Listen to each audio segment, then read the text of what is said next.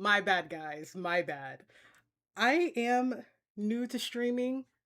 Um, I was trying to. Okay, there's like a lot that I was doing before I like started the stream, and I was trying to like make it all professional, and then I ended up doing it wrong. So my bad. Um, uh, yeah, my bad, guys. Um, like I don't even know how to explain what went wrong. It was like I was trying to set everything up in advance. So like I made a whole thumbnail this morning and then I created a broadcast in advance and I put the thumbnail on it. I was like, "Oh my gosh, look at me. It's so professional." And then the stream ended up being like 30 seconds. So my bad. Oh my gosh, there are people here. Hello. Hey guys. Oh my gosh. This is this is so weird. Guys, I was about this close to canceling the stream today. I was very, very close. I was so nervous because it's been a long time since I've streamed. It's been like 9 months or whatever, and even then, I wasn't streaming consistently or anything. I only did like the one stream, and yeah. So I was really nervous. Like I was so nervous that when I was washing my face earlier, I almost use my leave-in conditioner as my facial spray. Yeah. Yeah. So you could say I'm a little anxious right now, but I'm sure like once I settle in, it'll be fine. It's just it's like the beginning jitters that kind of gets me. Oh my gosh, it's weird that people are here. I didn't think anyone would come. Low key. Low key. And also, I got the chat overlay thing. The thing is that it's not working. So, like, I see y'all's chat right here. Okay, maybe I can um do it again. Um, oh, maybe that's why. Let me just delete this one. Sorry, it's a new streamer things, just gotta do it like a live production kind of thing. Let me remove that. How are you guys doing? I should have asked you guys that first. I'm like so rude. Yeah, y'all doing all right tonight? New chat.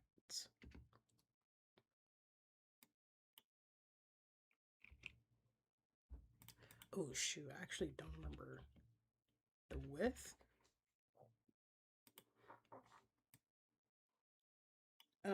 Yay, it's working. Oh my god, I'm such a like a tech professional. All right. Um, doing pretty good, super excited. Good. I love to see it. Um, on a scale of 1 to 10, how are you guys doing today? For me, even though I'm like really nervous, I'm like a 7.5, I would say. Um, I'm so annoyed that the stream didn't work. I was being so professional. Doing good. Starting a new job. Let's go. Do you mind me asking like what the job is? You're stuck at work? Hey, leave. I give you permission. What's up, Aileen? Oh crap, the chat is like a little cut off. Gosh darn it. Oh, just made it bigger. God. You know what? I'm gonna just leave it like that. A solid 7. Let's go. Probably an 8. Good. 6 out of 10. Didn't. Hey, look, Astro Cat. Can I call you Astro Cat?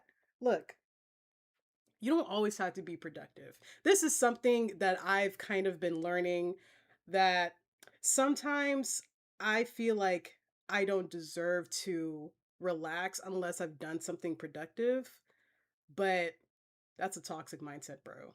it's gonna like hurt your brain if you don't just like allow yourself to relax just to relax. You know what I'm saying? So, you know, doing things that you love, like whether it's like gaming or writing or like anything creative, you don't like need to be productive in order to reward yourself from having a good time with doing something that you love. So don't don't do that. I'm still learning that myself, but I've been doing better. Actually, I haven't been uploading this week. If you, if you guys didn't notice, and that was totally on accident. I don't know really know how that happened. Well, I started my period like the other day, and I was like, I was not myself, and that was the day that I was like, you know what, cancel the stream. I'm not doing YouTube anymore. I'm just gonna chill at home and do nothing. Oh my gosh. What's up, Pika Lisa? I don't know if I told you, Pika, but I always loved your profile picture. First week back at college, so exhausted. Man, I do not miss school. What's your major? What's up, Eva? Eba? Hungover? Well, I'm glad despite you being hungover that you came anyway. An accounting job. Oh my gosh. Dang, you must be hecka smart. You want to do something meaningful, but just not rot in bed and scroll out and see. Okay, well in that case, I feel you. um, you know, if you have like TikTok or Instagram or something, get rid of it. Getting rid of Instagram was like the best thing I've ever done. And never downloading TikTok also something I'm like, am I better than everyone? But I feel that. I was like just on YouTube Shorts earlier. Yeah, I want to know something crazy. Actually, the reason why I deleted Instagram is gonna make y'all mad, but it's funny. But at the time, it wasn't. Um, okay, I did tell you, Pika. Linguist minor in ASL. Oh my gosh, I learned ASL in high school. That was like one of my favorite subjects. For some reason, though, my first year, we had like five different sign language teachers because they kept quitting. And I don't know if it was because of my class in particular, because I know like a few people were pretty rowdy in there, but it seemed like every week we got a new teacher. I'm like, wait, we ain't that bad. Well, I mean, I was one of the good kids. I wasn't like, being crazy, but yeah. The reason why I deleted Instagram was, well, I didn't delete my account. I just stopped using it. I uninstalled the app and stuff. So I was posting reels about Red Dead, right? And I noticed that I was getting spoilers from just random people, And luckily it was like things I already knew because I already passed that point in the game. But at one point I made a reel and I think it was about Mary or something. And then I put like a pinned comment saying, "Hey, I'm new to the game, please no spoilers, blah blah blah." And then the first comment I get was a GIF. And I didn't really look at it because I felt like, oh, this person had the audacity to put a spoiler or something. So I only saw half of the GIF. I saw the top half of it. The top half was the sunrise. So I kept that in my noggin and, continued to play the game because I wasn't 100% sure if that person gave me a spoiler or not. So I was like, okay, let me just like keep that in my brain to see if they actually sent me a spoiler. And then I beat the game, get, the good honor ending. And then y'all know Arthur's death scene had a sunrise. And I'm like, well, I'm still not 100% if they did that because like who would do that, And then I go back to the post and I look, sure enough, they put the end scene of Red Dead 2. The spoiler, I'm saying. Like that's isn't that crazy? I was so shocked. And it wasn't like a person that followed me, obviously, but I was just baffled that someone would do that to just some stranger, and I was like, wow, that's crazy. Um, like I couldn't believe it. And that day, I quit Instagram cold turkey. Never went back to it. Well, I went back one time because my sister was like begging me to watch reels that she sent me, so I did that. And then one of you guys actually was so nice and sent me like this not personal fan art, but like it was someone else's post of Arthur with the white horse, and they're like, "Oh, reminded me of you in Oddball," and I was like, "Oh my god!" Like that was so sweet. So if that person is here, saying thank you in person, but that was a crazy spoil. And after that, I was like, you know what? I don't even like doing reels anyway. I needed to quit Instagram. I was on it too much, and the spoilers, and people are me, bro. I was getting hate comments over there, bro. Like I'm literally just like chilling, but dang. Like that's crazy. All right, let me go back up a little bit, just make sure I got everyone. Teachers tend to have different styles too. Yeah, it was like one teacher's teaching style was just like putting on movies. Like we watched this movie about Helen Keller, watched that for about a week and then she was gone and I was like, "Wait, I kind of liked her. She let us watch movies." And then the fifth teacher ended up being the final teacher and he lasted um throughout my high school years cuz I started taking it in freshman year.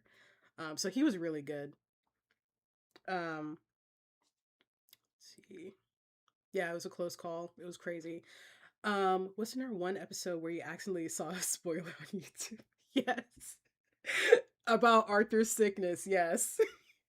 Which like at that point, like just like with the reels, it was like something either I kind of knew or we were already past that point. But for that one, it confirmed my suspicions already because it was Arthur being sick.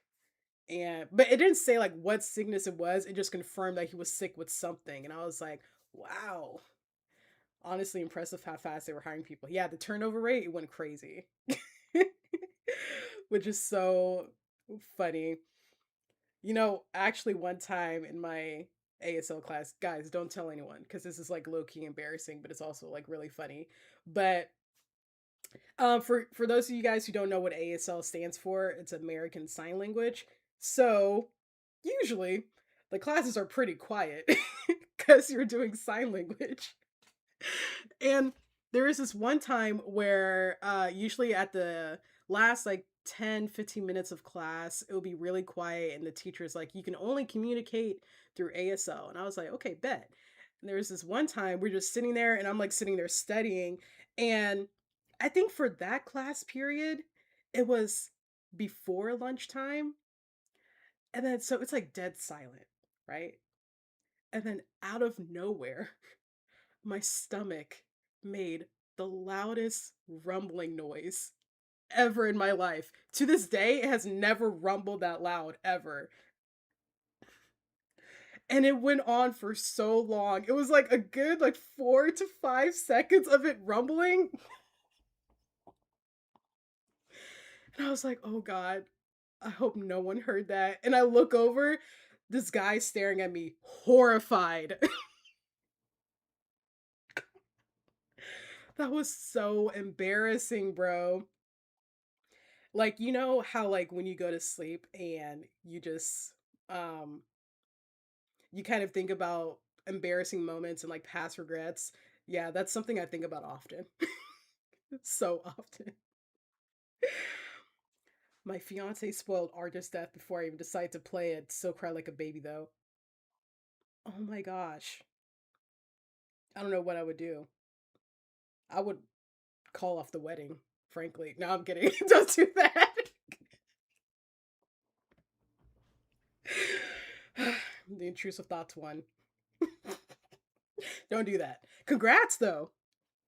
You're engaged? Oh my gosh, when's the wedding? Am I invited? Can I come? I can be the what's it called? The ring bearer? Or the flower girl? I can throw some flowers. I'll kill that. They're like, nah, you ain't invited. All of our assigned classes are voice off, and the amount of times my stomach has made the most horrifying sound is awful. Like, the thing is that the teacher will be like teaching sign language and they'll like talk while they do it. But it's when the class is silent that your stomach is like, you know what? I want some attention. You knew about his death before you started playing? Dang. Was it like spoiled for you or did you just like find out or on accident? My friend has some spinach. I'm scared they'll get spoiled. They almost got spoiled about Arthur's death. I had to tell them it's because the game has multiple endings. Yep, technically not wrong. Nice save. Like, I'm afraid that my brother is gonna find out because I had told him about the game and I kept saying I feel like the main character is gonna die. And my brother's like a good listener, so when he gets to a certain point, I'm gonna have to like lie. And I'm not a good liar. I'll have to be like, oh no, it's just like I felt like he was gonna die, but it's just I don't know. It's just like the like I can't even like make anything up. Everyone was spoiling it. Oh my gosh. Like it's so weird because I feel like for all the other games on my channel, I never got spoilers for anything. But for Red Dead, it was just like it was like constant. It was so weird. Like cuz like I said this before when I was like asking for like no spoilers that I feel like it's a mixture of excitement but also like um I feel like it's mostly excitement that people are just like, "Oh my gosh, did you know about this and this or all that?" And I'm just like, "Dang, I wish you didn't tell me that." But like I can see like you getting spoiled about like certain major points in the thing, but you're still emotionally moved by it. But it's also like, dang, what a bummer because like I already knew this was gonna happen.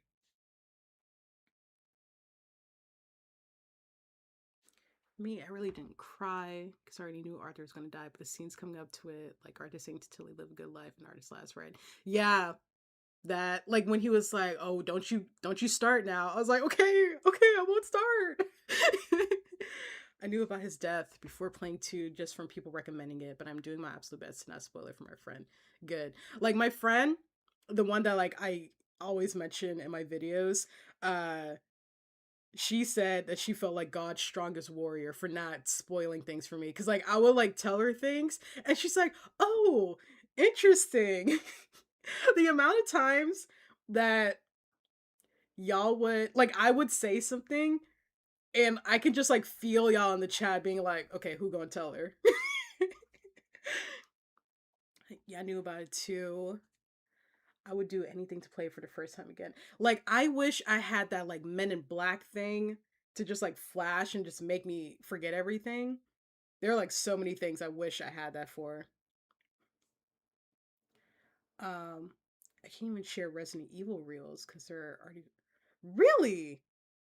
Wait, how is Resident Evil related to Red Dead though? I'm so fed up with the vague spoilers. The people who go, "You're gonna love this part," right? Right. Like that one.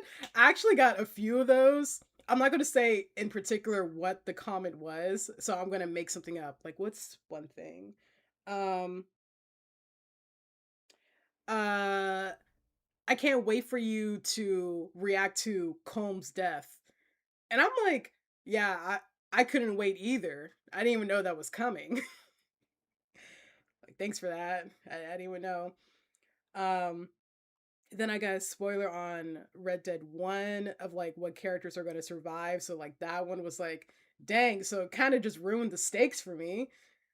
Especially because I was so sure a particular character was going to die. I'm not saying it because I know there are a few people that their first time experiencing the game was like through my playthrough, so I'm like trying not to say spoilers either.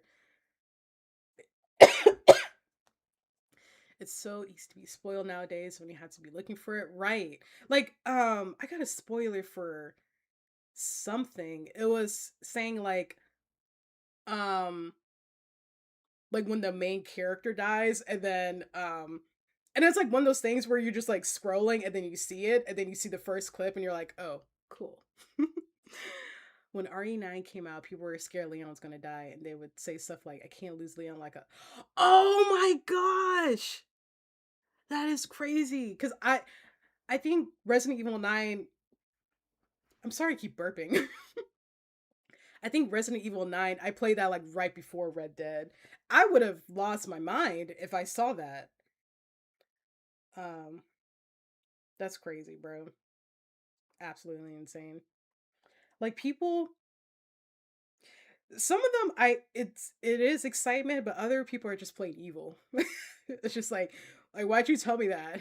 Like that person that put the gif, I'm like, dang, you really had nothing else better to do but then to just ruin my day. But I'm glad I didn't fully see the gif. But I don't know if you guys could tell, but like during that scene where Arthur was dying, I was like, um, looking at the scene. I was like kind of squinting because I was like, wait, is that the gif that they showed me? Yeah, spoilers for Red Dead 1 too. When you're watching the other endings, try to avoid those videos to make a compilation of all the endings in a single video because some skip over things and only show the final part. Okay, got it. Godzilla Minus Zero is getting an early release for a film festival in September, so I know losers are going to try to spoil it for the rest of us. You know that other Godzilla movie was good, like the one that came out before it. I just feel like there should be like a week-long period where no one is allowed to post anything about something new that came out. Um, cuz like I know like people they just want to like be the first to post it, but some of us haven't watched it yet. Before me and my sister watched Spider-Man, literally the day before we were about to watch it, and I think it was like the release day, someone put like a major spoiler, and so my sister, she was like really upset. She's like, okay, we got to see the earliest showing of this movie. So we had to watch it at like 8 a.m. God. We were so close to greatness with that game. Also, Capcom has no boss or storytelling integrity. Oh my gosh, Sid, we need to talk about it. We need to talk about RE9 because, like, I love the game, but there's just some things to it that I was just like, you know, and I felt like such a hater at one point because I'm just like, I mean, it was good. um, because like I did like it, but first, what was the little kid's name? Emily? I don't see like why people liked her so much. Like just because it's like a kid in a game, it doesn't mean that you have to like absolutely love the kid. Of course, like protect the child and care for the child. But like people were like, "Oh, that's my new daughter," and I'm like, okay, first of all, no one's replacing Clementine from The Walking Dead, so I don't know like why are y'all adopting Emily for some reason. And second, I just wasn't convinced of their relationship. I really didn't like that for real. And then also I thought the zombies were silly. Like they had me giggling as much as Leon. I thought you were admiring the framing of the scene. No, I was like, wait a second. This is this is the spoiler. Especially the low honor one. Okay, I'm sorry if I'm missing some of y'all's comments. It's just like so many people are commenting right now.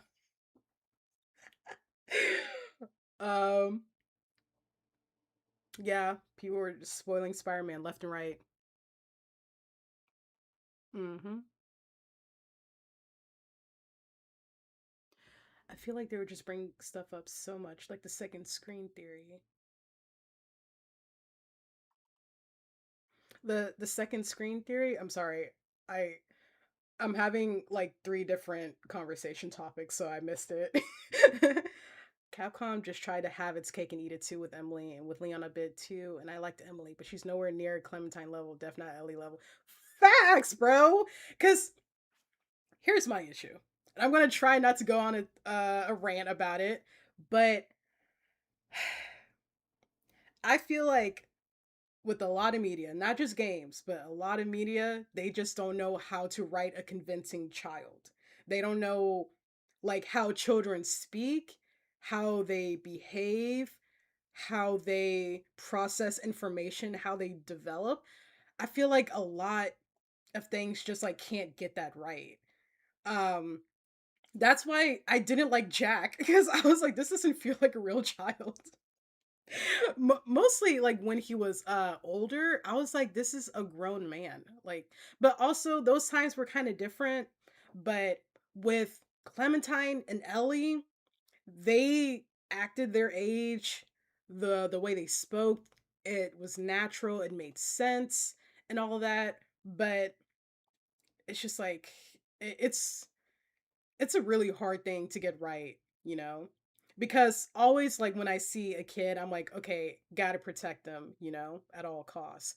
But there's that kind of like surface level empathy, and then there's like a deep, profound emotional attachment kind of empathy, which is like what I felt with Ellie and Clementine. Now, Ellie in the second game, I don't know who that is.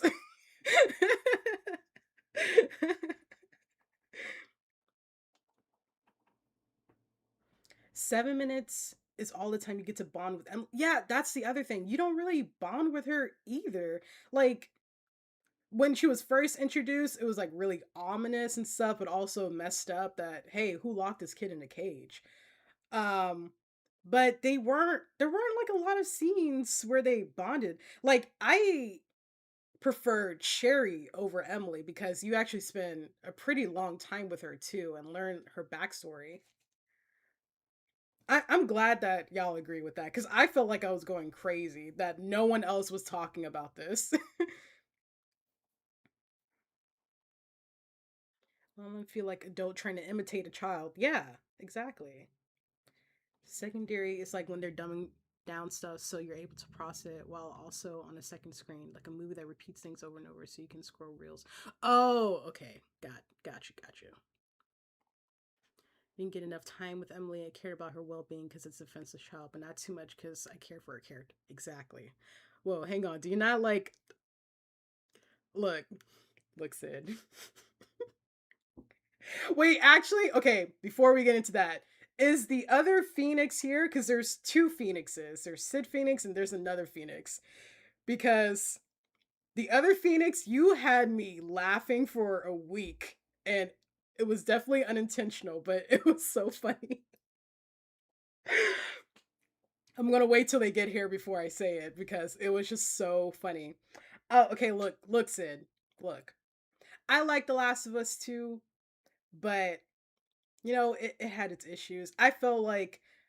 Um I feel like they had the right cutscenes, they just weren't done in the right order. I wasn't really feeling Ellie. We had to No, Sid, don't break up with me. Don't do it.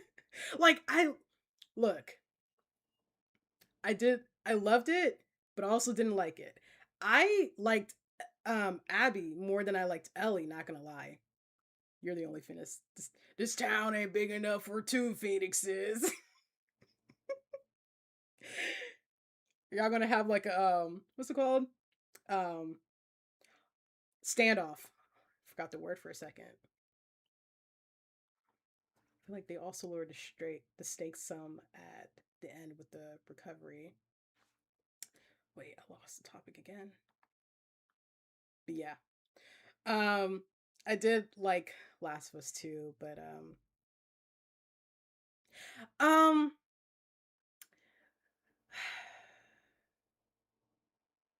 okay, yeah, I agree. Duck was he was weird, but look, when it was that time, yeah, I was crying. I was crying like a baby, bro. Um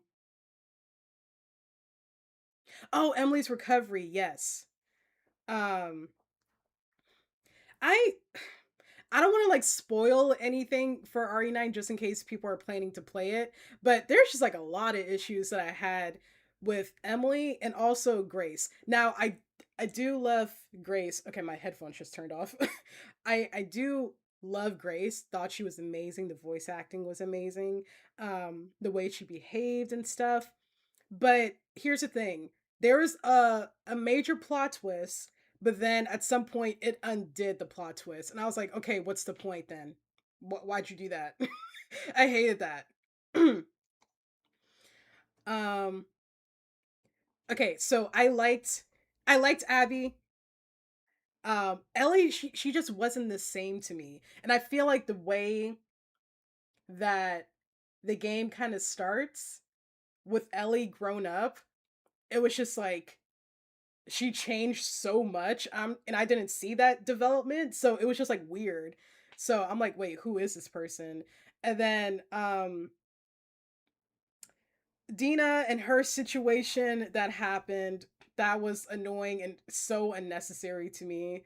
And the love triangle situation was just like so dumb.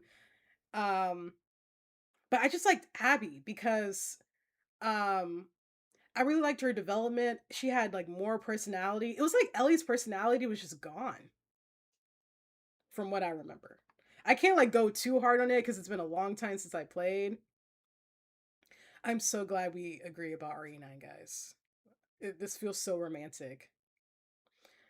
Um, yeah, Doug was too oblivious. Like he was never he was never gonna survive. Oh my gosh! Speaking of Telltale, are you guys looking forward to The Wolf Among Us? I will be playing that. I think I played season 1 or I watched someone play it, but I want to play the remaster on the channel and I'm so excited for the second one. I kind of have low expectations though. Um but still excited, you know. Um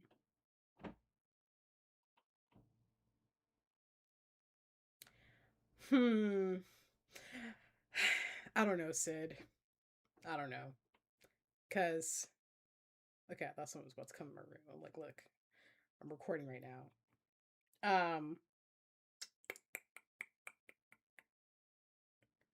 I don't know, bro. I don't know. It's just like Ellie, she just it didn't hit.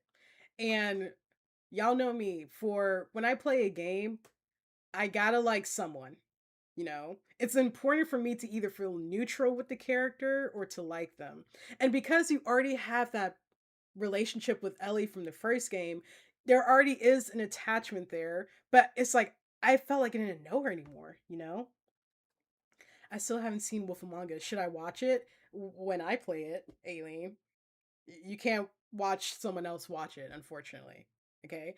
You guys signed a contract. I don't know if you remember, but like when you hit subscribe, there was also the accept terms and conditions, and that means that for games from now on, you can only watch from me. So the contract is sealed, unfortunately. So you can watch it in December when it eventually comes out.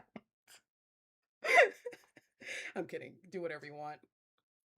Only game I want from Telltale is a continuation of Minecraft story mode. So niche and also don't really know any other Telltale games. I still need to finish my Walking Dead playthrough. Um, I just like I'm just like annoyed with season 2, you know? Version of taking someone with survivor skill and self depression and aging them up, and then of course the event kind of prevents her from properly expressing herself. Is why I love Dina for showing bits of that side again on day 1 during the downtown. Why can't I read? The downtown Seattle exploration. Valid. Oh yeah, I forgot about the contract. Yeah, it's sealed. Unfortunately, like I can't do anything about it. Like once you sign it, you sign it. Um, even look, Sid, we can disagree about it. That's fine or whatever. Ellie acted different because she lost her purpose in life, and her dad deep. Hashtag deep. Hashtag themes. Hashtag 360 no scope. And look, and that's understandable. And also, I'm talking about Ellie like when you first start because it had showed this kind of separation between her and Joel, and you're kind of like, wait, they were fine though. Like, what happened? That's why I feel like the scenes were out of order because they had the right scenes, but it just wasn't, you know. Wait, you haven't played season 3 or 4? Hey, are you judging me? I'm feeling judgment. Um, what contract? When you hit subscribe, it happens in like an instant, but once you hit subscribe, you're only allowed to watch from my channel. That's the agreement. You don't remember it because like who reads the terms and conditions, you know? So y'all probably just skim through it and then just like hit accept, you know? Um, I haven't played season 3 or 4 for The Walking Dead. Um, I watched someone play it, but I have little to no memory of it, especially season 4. Like me and my friend were talking about it, and she was like, "Yeah, I just don't like what this thing happened in season 4." Excuse me. And I was like, "Season 4? They didn't have a season 4." And she's like, "Yeah, they did." And then I was like, "Oh, it's because I didn't like that season." Sorry, I got like a lot of hot takes for games sometimes. Yeah, flash is like a fraction of a second, the corner screen render. Yes, exactly. You get it now. Um, I like season 3 though. Um, Towards the end though, it just started like kind of losing that appeal to it. Season 4, just as a concept, I didn't like it. But my friend, she had watched season 4 a long time ago when it first came out. And then she rewatched it recently and she's like, "Oh, I actually appreciate it more now." So, I might feel differently. So, also, take my takes with a grain of salt, okay? Because I had played them a while ago and I was a different person then. So, if I had like replayed it now, I'll probably feel differently. But yeah. Do have hot takes and strong opinions. Witcher 3 has the wrong structure. Ooh. I feel like I am the only season 2 stand to walk this planet. Elaine. Okay, look. I I like season 2 entertainment wise. But story so far not really. Cuz like the whole thing, which is like its biggest critique, is that all these adults are relying on Clementine, who is like 11 years old. Like, what do you mean that she needs to fix the breaker box and climb up like this windmill to fix it? What do you mean, like, hey, Clementine, how should we go up against Carver? She's like, I don't know. I'm 11. The Walking Dead only has one truly great season, and that will be season 1. Season 1. The story, everyone has 15 in the final episode. Yeah, it's just, it's crazy. All right, we got to do what we came here to do. It's Q&A time. Woo! Y'all got any questions for me? Any Red Dead questions? Or questions about me? Sad I can't join this conversation because all the only games I play are simulator games. Hey, and that's valid. Have you played Retro Rewind? I love that game. It is so good.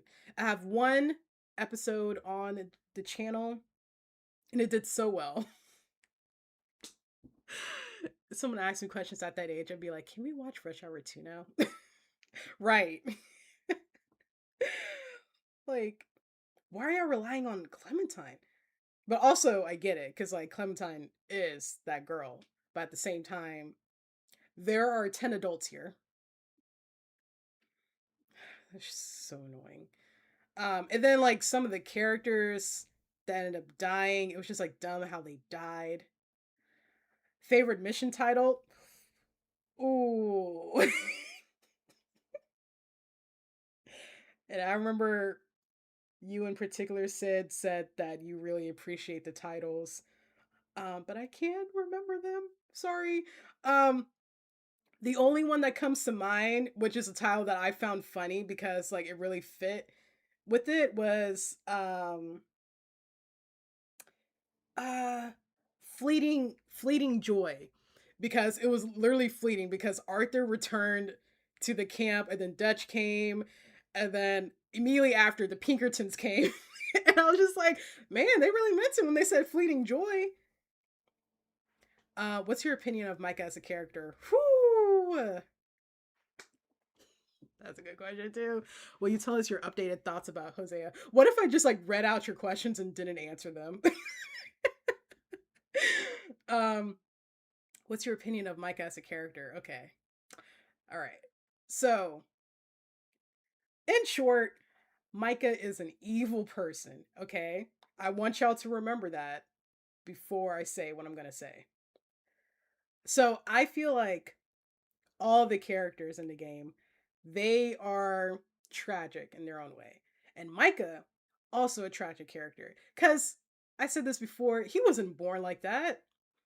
He's born like every child, just innocent and wanting love and affection and attention and wanting to be cared for and all that. But somewhere along the line, which has um a lot to do with his father, he was just he just got corrupted, because um his father is like the main reason why he is the way he is, because his father was a criminal who low key sounded worse than Micah. Because like, how are you just gonna invite your child to a life of crime?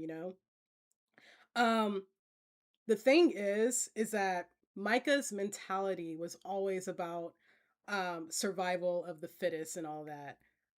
But and when you grow up, sometimes you have to adapt a certain way to your environment in order to survive, because that's just like what's inherently in people anyway, that you want to survive, you want to continue on, so you have to learn how to adapt to your environment. And some of the things that you learn, it's your responsibility to unlearn those things, because you can't be a proper human in society if you're just like, if someone makes you mad, you just like fight them or whatever. And so Micah never took that opportunity to unlearn those things, because he had a lot of opportunities. Like, once you're free from that environment, you're able to just like form the person you want to become. And Micah just chose to stay the way he was. And Aileen had made this point in either a comment or this link that she sent me, which y'all should go look at. It was a from Substack or something. But yeah, it's being a good person, that's a choice. It's an everyday choice that you make. And it's the same for being a bad person. So Micah, he chose to be this way because at any point in the story, he could have just stopped. He could have just been like, you know what? This kind of lifestyle is not sustainable and I need to change my ways.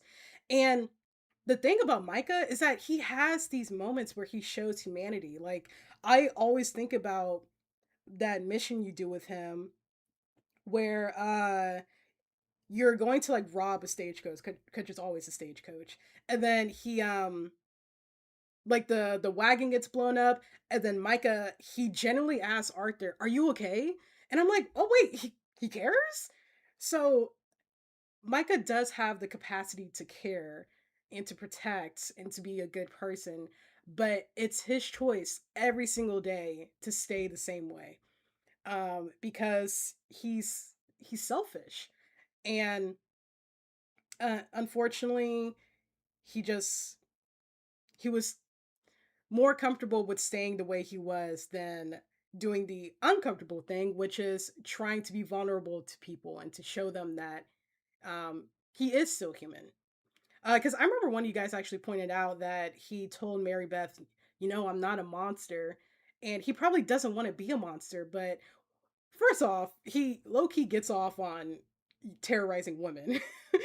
And then two, um, he he's just like too selfish to care, you know? So that's my thing. Enough about Micah. Now, what was the other question? Will you tell us your updated thoughts about Hosea? Um, in particular, what about Hosea? What's your opinion on Jack, like childhood versus epilogue? I prefer Jack as a child because I felt like he actually felt like a child during that. But for some reason, in epilogue, he became a smart mouth, and I hate that. I'm like, shut up. Gosh, he was so God, Jack, freaking Jack. But like the thing is that I still care about Jack. But in the epilogue, I'm like, you know what, John, I get why you left your family. I get it. Jack was probably driving you crazy. If you would think about the plot for RDR3, would that be? That's a great question. Me and my friend actually discussed that. Um, she either me or her presented the idea of like a dual narrative, so it focuses on two people, and she said she wasn't really convinced on it being like a romance. So I was like, oh, what if they were like siblings or something? Like, what if they're trying to kind of find each other? I was thinking, like, what if one of them is an outlaw and the other is a sheriff or something, or like a regular person in society? And at some point they get separated and they're trying to find their way back to each other. So something like that. And showing just like how like what lengths you would go to get back to the person that you love kind of thing. Because like the whole theme of Red Dead Redemption is about redemption and um like just the the human I guess the human experience, and what are you willing to sacrifice, what are you willing to let go, who do you think you need to become in order to like get the things that you want, and all that. I feel like that will be pretty interesting. But really, I would love like a Sadie DLC. Opinion on the more historical aspects of the game. Sometimes stories addressing historical societal issues can feel a bit like this is the social justice part player. Does RDR2 do a good job? It does a fantastic job. Um actually, I don't think Noah is here. Noah is like my historical facts person. um but I feel like they did like a really great job with it cuz yeah, I definitely agree. Like sometimes games it feels like they're just like forcing it to you. Um however, I will say something that I said in a video but I edited that part out.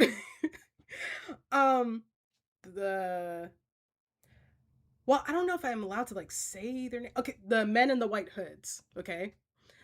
Um I wasn't a fan of how silly they were. They were very goofy.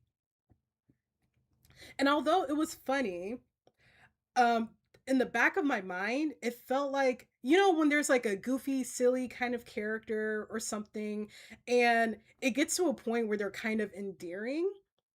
That's what it felt like to me. I was like, "Wait, why I don't like that they were likable in that sense." So, because it has like the Night Folk and then like the Lemoyne Raiders who like also were comedic, but you can tell that they weren't great people as well.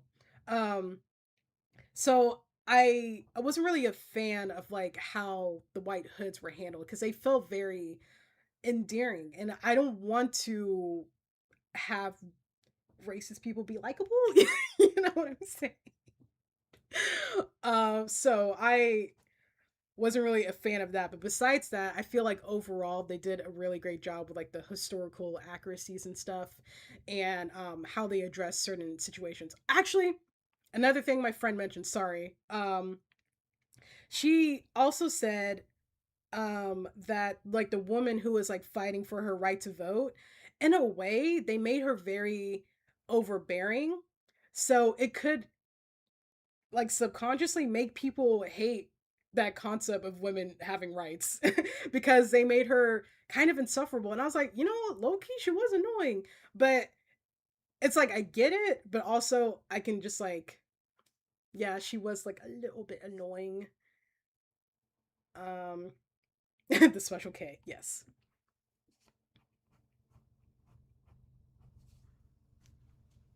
Yeah, that's the thing. It was they were trying to balance it's like it wasn't a good balance of like the sinister nature and like making them like laughable because like I could see like that's kind of the direction they were going, like these guys are idiots, like laugh at them, but it also from the encounters that I had, they made them like very like silly, so they were like likable in that sense, which I wasn't a fan of. Doesn't really focus on any Red Dead development because of the success of GTA. Yeah, it's unfortunate. I don't even care. Like, I don't need a Sadie DLC. If one woman being annoying about winning voting rights makes people feel badly about women voting, that's more of a judgment on them, not her. Facts. Annoying people deserve rights too. Yeah. Um. Wait, let me make sure I didn't see anything. I think you said your thoughts on Hosea's death had changed over the time, but so many stuff happened that you never said it. Oh, right. Yes, I do remember you asking that. Yeah. Okay, Hosea's death. At first, I wasn't feeling it because I'm like, first of all, how are you going to kill my father? um, Second, I didn't like Dutch's lack of reaction to it. It felt like only Arthur was really reacting to it. And then y'all know how I felt about Lenny's death. I still stand by with what I said about Lenny. Um, but Hosea, I started warming up to it. And I don't remember who in particular kind of gave me that epiphany, but they were basically saying how the gang as a whole, they kind of suppress what they're feeling. Um, so it's again like that survivor mentality because Micah does isn't the only one that has that survival of the fittest kind of thing, but the gang does as well. So the way they do that is like when a tragic thing happens, they're just like, ah, man, all right, guns blazing, and they like move on like really fast. But how Arthur stands out is that he'll react and he'll linger on those moments and he'll kind of take it out on other people too, being like, oh, if it weren't for you, that wouldn't have happened and all that stuff. um so Hosea's death makes sense. It was done well. It's just like in the moment emotions were high, so I couldn't really um appreciate what it was demonstrating, because like what it was showing was that like the gang, they just have like a kind of things happen and you got to move on, because if we show emotion, if we linger, then that's a sign of weakness and we can get killed for it. And it also kind of showed how Dutch was also allowing his humanity to slip away, because he kind of didn't really have a reaction to it either. So I do appreciate the scene a lot better now. I wish I remember which person it was. I kind of remember their profile picture. It was a person playing the guitar. I think it was that person. And also, just so you guys know, for your profile pictures, like that's how you look like in my head. So the people that have like literally a letter in their profile picture, I'm like, yeah, that's what they look like in real life. Opinions on Abigail in the epilogue. I loved Abigail. I loved her a lot. It's it was really funny of like how John would do something and she'll be mad, and then when he comes back, she's just fine.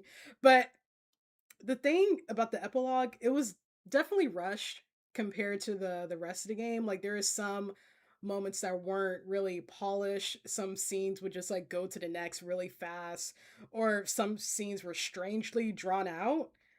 Um, but I did like Abigail overall, and I really loved her relationship with John. They just like make sense together to me. Um, I'm just wondering like what she sees in John. Sorry, I gotta get a jab at John. I gotta. Um, but I really did like her, and the thing is that sometimes with characters like that, it's hard to make them likable because, internalized misogyny and all of that. But I really like how she was done because I feel like a lot of people, they'll see a woman like that, they'll be like, oh, all she does is nag. But I mean, she's well within her right to do that. Who is your favorite chapter antagonist? Ooh, great question. Cornwall, Bronte, Braithwaite's. Hmm. Thing is, what makes a great antagonist? Hmm. I would say not Cornwall. Bronte. Honestly, probably Bronte. Wait, who are the other ones? The Braithwaites and the Greys. Um, Dutch. Dutch is his own antagonist. He's his greatest enemy. I would probably say Bronte because um the way he like mirrors Dutch and kind of represents what Dutch hates and also what he wants. And it was like just like something about that dynamic just like makes so much sense of why they would be enemies and also like why they get each other and understand each other. Because Bronte, he low-key admires Dutch of being so skilled with his words. He's like, you lie with such charming quality or something like that. But at the same time, Bronte looks down to Dutch. And I feel like Bronte unlocked something within Dutch. So I guess like that's what makes a good antagonist. It kind of like makes you evolve in some way. And Bronte was definitely like Dutch's biggest op. So I would say Bronte. And also he was like the most intimidating to me too. Um yeah, definitely Bronte. Ugh, keep burping. Oh, I lost it.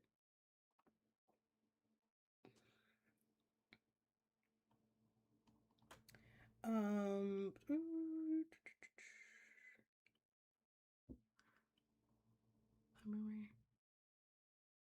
Okay. Also, do you want to watch some Red Dead Online scenes where future story characters in a Sadie and her husband scene where it takes place before Red Dead? Maybe. Remind me later, please. Um, I remember hearing somewhere that Arthur's actor said that he was bummed out when he played the game and Lenny's death wasn't a cutscene, but I don't know if that's true. Um, and he should be bummed out. Cause, bro, and here's the thing. One of you guys pointed out that it actually makes Lenny's cutscene more special because it stands out so much from the other cutscenes. Um, and as much as I do agree with that, it's like, why Lenny though? Why did it have to be Lenny that gets that? Because like the one person of color that dies, and it had to be Lenny with no cutscene. That's what bothered me about it. Because I'm just like, okay, why couldn't it have been Molly or Sean or Hosea? Don't do that to Hosea though. But like that's just like kind of like my mentality of like of all the characters that had to be Lenny. Um, but I do appreciate that it wasn't like he died and we were forced to keep moving. We actually like got to linger kind of as long as we wanted to. Um, so I get that perspective, but at the same time, it's just like I wasn't really feeling that. I am ominous clouds. Thank you for saying that. You think of me as Ryan Gosling as Officer K in Blade Runner. Yes, exactly. Ryan Gosling in the chat. The epilogue was on 6 months. 6 months? Well, that explains it. And like the whole thing with um John's character model being Arthur's is kind of sick. That's sick to me personally because it's like mocking you that Arthur, he's here with us, but not really because it's John. Gosh, I was so mad about that because I was like, I'm looking at John. I'm like, wait, were his eyes always blue? Like, why does he kind of look like Arthur? That's why. Oh, you're not being argumentative, Sid. None of you guys are actually, so no worries. That blog was definitely rushed because I think their thought process was that people wouldn't really like to stick to the game because the main story has already ended with Arthur. Valid, totally true. I can definitely see that. Abigail stayed because of John's tiny waist. I think I had missed someone. Someone had mentioned Abigail being strangely cruel, which I can see that, but I can't find the comment.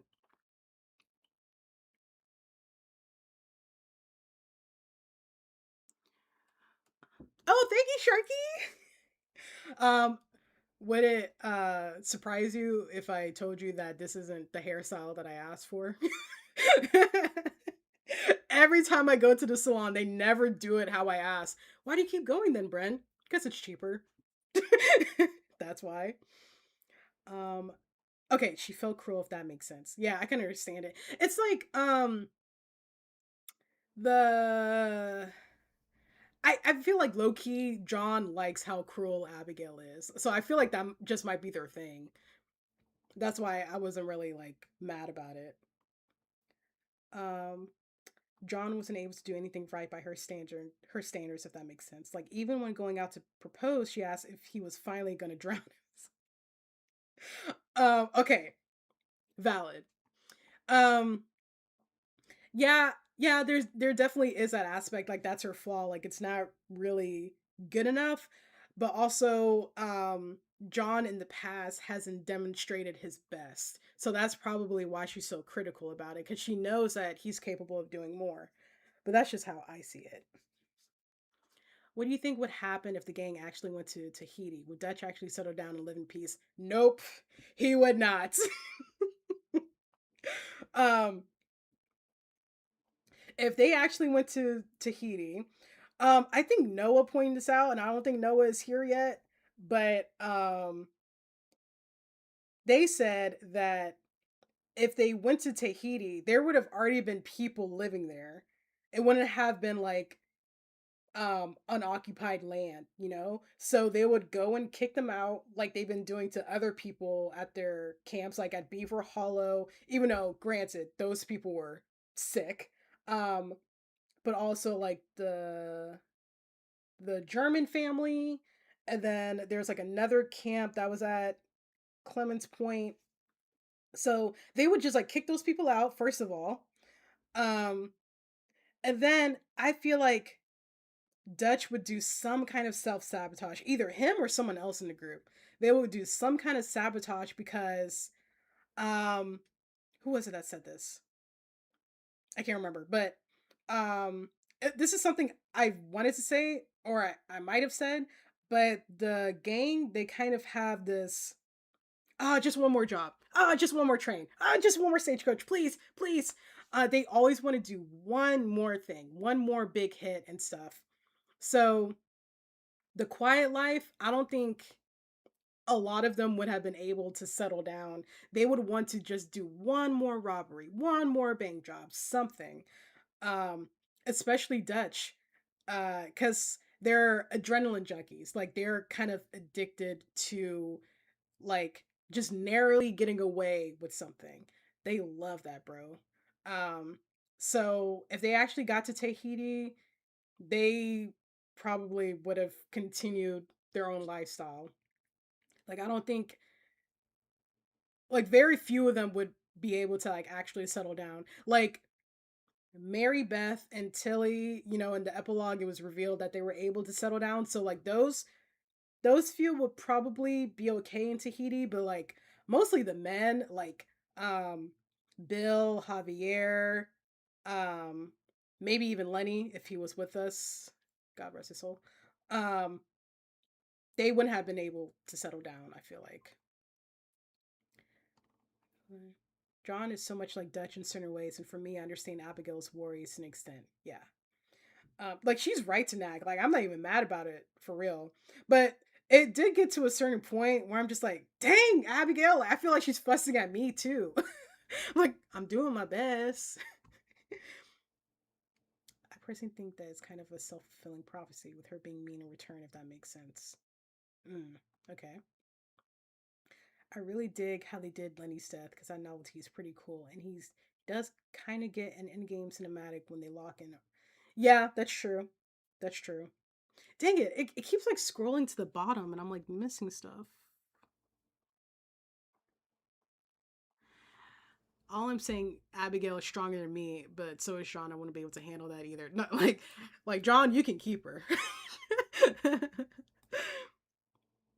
don't know what they did to John's model, but in the first version of the game, they actually got it right. But after a few updates, I think they changed it. That's weird. Um, yeah, John's yes, ma'am. Like that. That said enough for me. I was like, wait, he into this. I really do love that bickering relationship in fiction where it's obviously clear how much they care for each other hits the spot. Exactly. Like if it was like something like Abigail is just like constantly getting on him and John is just sitting there like, then I'm like, okay, this is a relationship that we need to save him from. But he's exactly where he wants to be. Yep, he tried to take over Tahiti. Guarma is a perfect illustration of how no place is without flaw, and they should absolutely run into a bunch of BS and injustice. Like Arthur said, they're fighting for an idea that don't work no more. Exactly. Just just one more island, Arthur. I hate that I can't do a Dutch impression. It keeps me up at night, guys. Bro, trying to take over just one more island. Probably end with the gang dying, fighting the local government there. Yep, exactly. They can't sit still. Precisely. I think Dutch wouldn't still be fulfilled because for me, Dutch is very delusional. He wants the grandeur of being called the outlaw of the century type of stuff. Dutch cannot live a peaceful life. He literally can't. I feel like he really wants what Bronte has. Because Bronte, he has a mix of that chaotic life, but he's also like super rich, which is something that Dutch despises and yet wants anyway. Wearing all them rings and the ice, the chains. Like if chains were like that back then, Dutch would definitely be wearing like a huge D around his neck. Big boy Dutch. There's also a bunch of content. Like you were supposed to be able to ride the other gang members' horses, and Eliza, Arthur's son's mother, was supposed to be part of the gang for a bit. I'm so sad we didn't get that. I feel like Dutch deep down wanted to die fighting society and be made a martyr. Hmm, I don't know. I think Dutch is afraid to die, low key. I don't like. I think at a certain point, yes, he definitely would have been like wanting to go down like a blaze of glory because I was rewatching a few episodes so I can like freshen up my memory on the story, and the part where Cornwall finds them in Valentine, and he asks Arthur what should they do, which is crazy. um and he like took a shot of his whiskey and then like went outside to like be like I'm not the messiah and blah blah blah. um like at that point I feel like Dutch would have been like kind of like okay dying there, if that makes sense. Like he's willing to put himself at risk, but like Hosea's death scene, that wasn't Dutch anymore. He wasn't like willing to like come outside and talk it out like he usually does. Like he was hiding. Mm-hmm. Also, Isaac, Arthur's son, was supposed to pass in the beginning of the game in Coulter, and Arthur was supposed to be a lot meaner in the beginning chapters because of this. Oh my gosh, that's crazy. No worries mentioning it. I appreciate you telling me that. Um, what? I feel like I feel like it's okay that Isaac and Eliza weren't in the beginning of the story because I feel like it hits a lot harder finding out later because um I think the prophet, yeah, the prophet, he said at one point something like you hide stuff from yourself and blah blah blah. Sorry I keep saying blah blah blah. But he was like, you keep hiding stuff from yourself, which is an indicator to the player Arthur's keeping a secret. Um, because what I like about Arthur is that like you learn so much from him, from his gestures and his journal and all that, but still you feel like he's holding something back from you.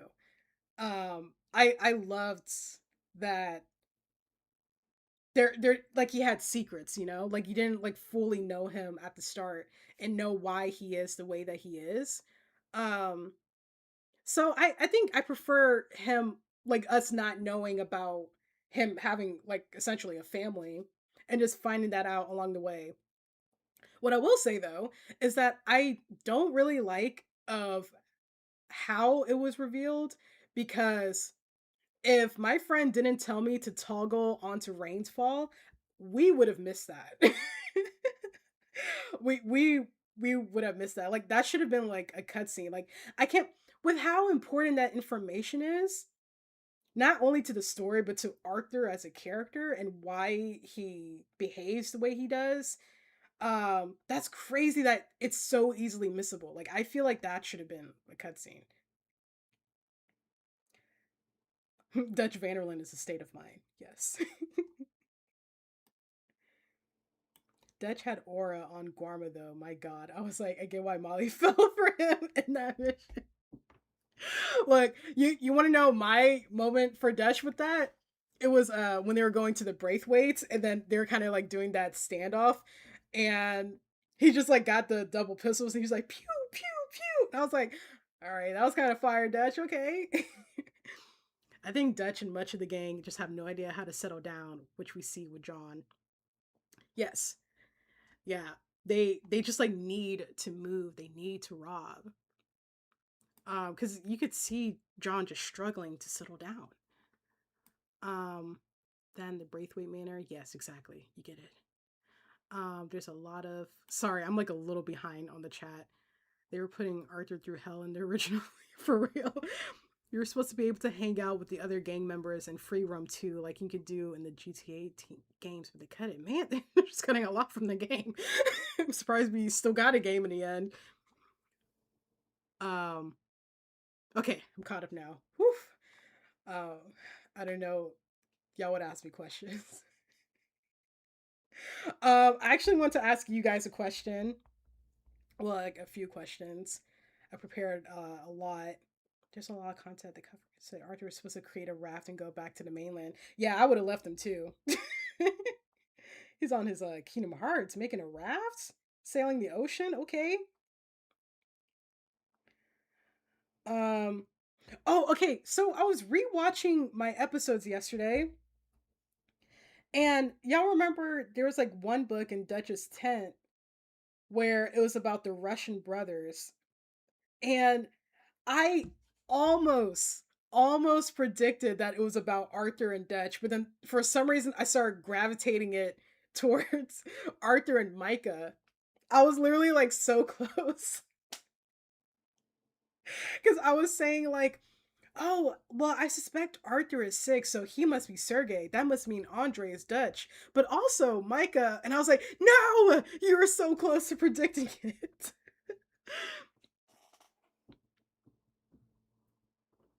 No, Aileen! Dang. Bye, Aileen. I hope you have a great day. Miss ya. Okay, a question I wanted to ask. Which one? I have like a lot of questions. What is y'all's favorite thing about Arthur? It could be multiple things, it could be one particular thing, it could be like a scene or something. While you guys think about it, I'll give my answer.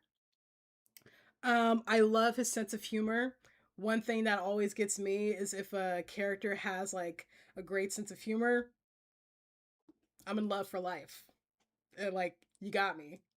I love his sense of loyalty, even though that's kind of his greatest flaw. But it's also his greatest strength. Um, his creativity. I actually found this PDF of Arthur's journal because I my friend, she gave me this idea to like frame my favorite journal entries. Um and she was like, "Oh, it'd be funny if like someone looks looks at the picture and is like, "Oh, is this from one? Is this from someone that you really cared about that like passed away?" Yeah, yeah, it was. Um, yeah, so I like love his journal.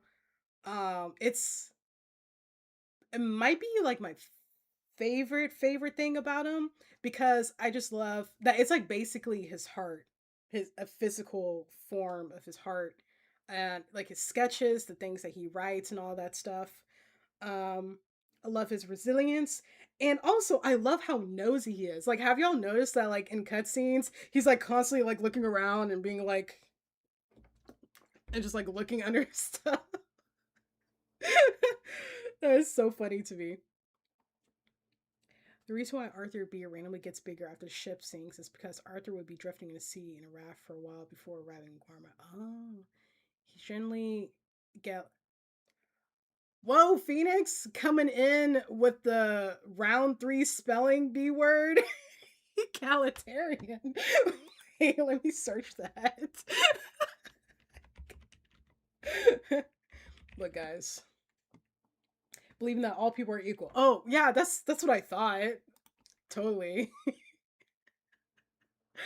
If you give him respect, he will give it back. Doesn't matter who you are. He's just a chill guy and he's hilarious. Yes, I agree.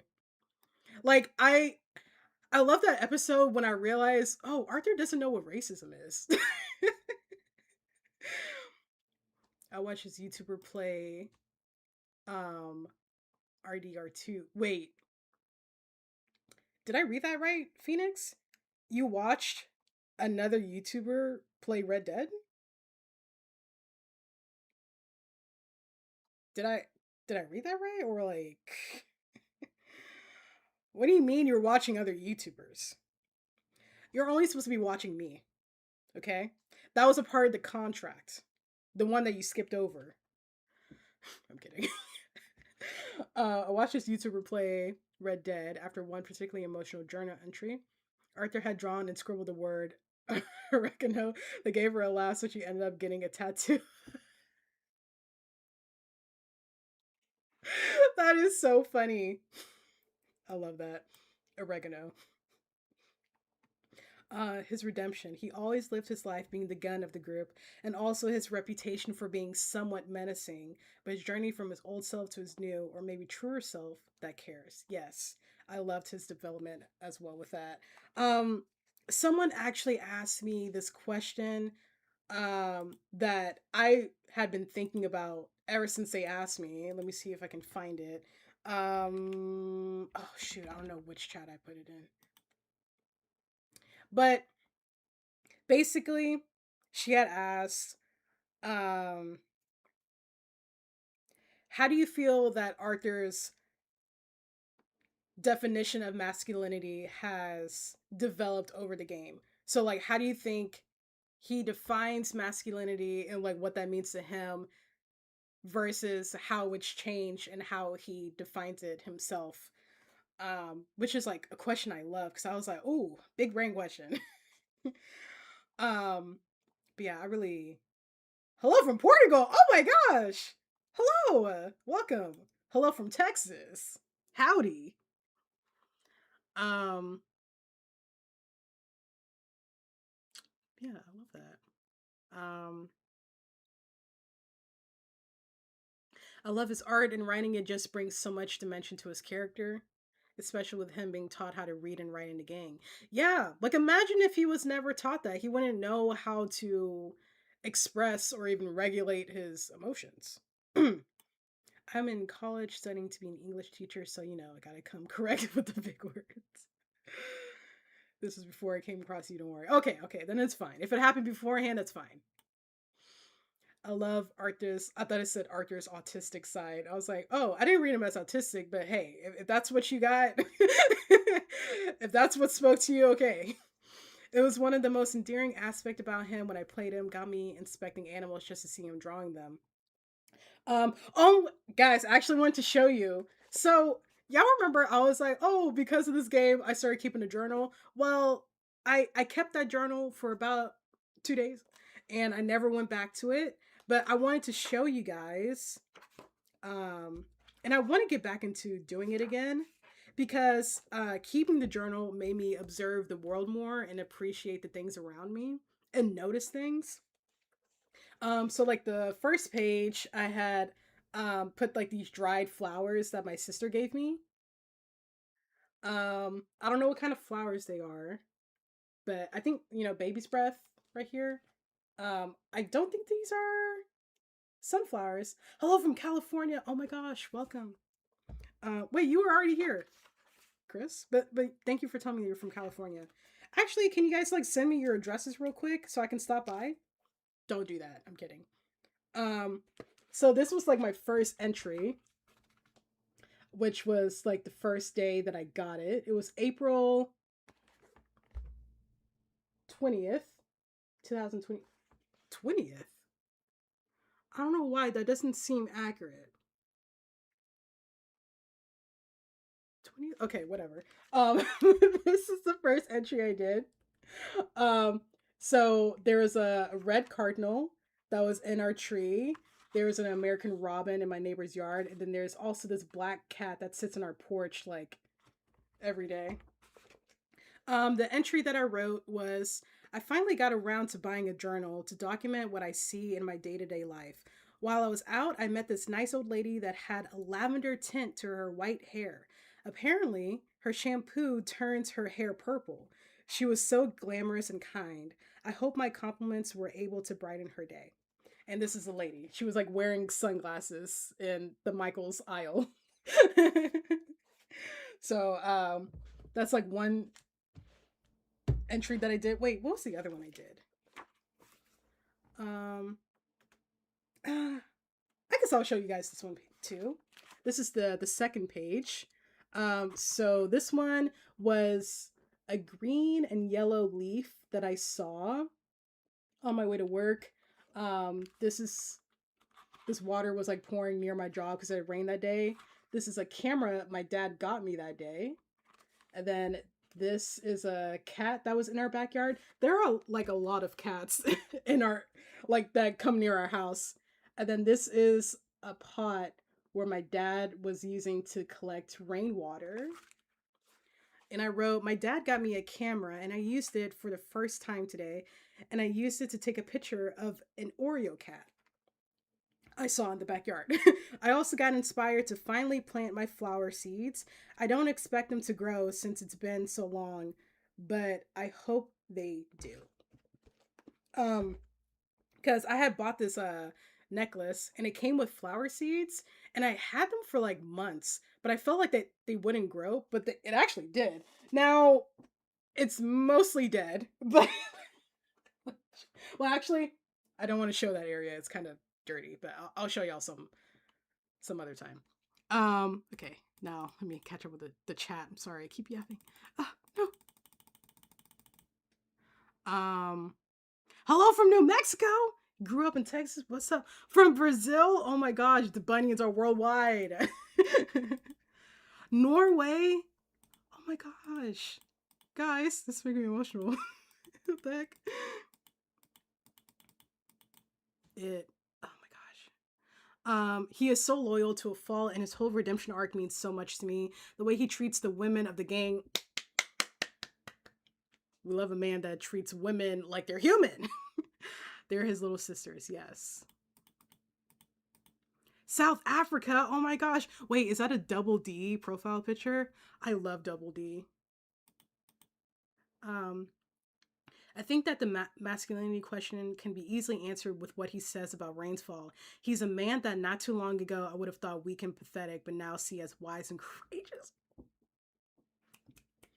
Okay, Sid coming in, presenting why they should be an English teacher in the future. I got to the stream late, so I'm sorry this was asked. What's your favorite camp song? Mine is Poor Lonesome Cowboy. You were late? Shirky? I'll forgive it because you came to the test stream and encouraged me, so I'll let it slide. Um, which one is Poor Lonesome Cow? Wait, I got a computer. I can search it. Poor Lonesome Cowboy lyrics. Um, ain't got no mother. Ain't got no mother. It's one closer. Oh, I don't think I heard this one. I would say my favorite song was the one that he sang with Pearson. Um, the Adrian Beaver traps are done.